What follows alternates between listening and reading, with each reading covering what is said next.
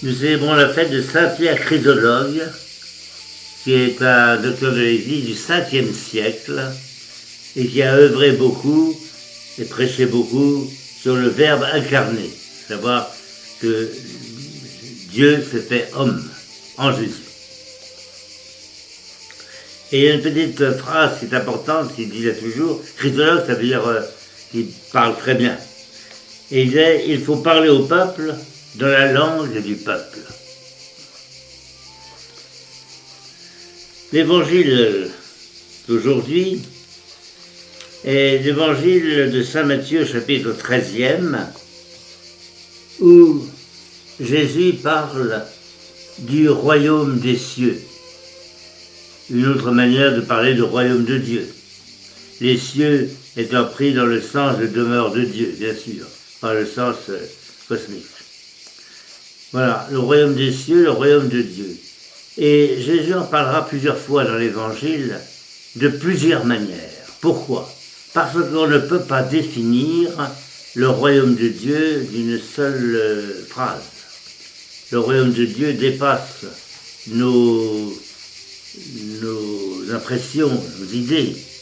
Et par conséquent, c'est des paraboles qui vont essayer d'expliquer, ou du moins d'entrevoir l'importance de ce mystère. Et alors aujourd'hui, il y a le royaume de Dieu qui est comparable à un filet que l'on jette dans la mer et qui ramène toutes sortes de poissons. Il y a des bons et il y a des mauvais. C'est-à-dire que c'est celui qui ramasse, qui pêche, va faire le tri.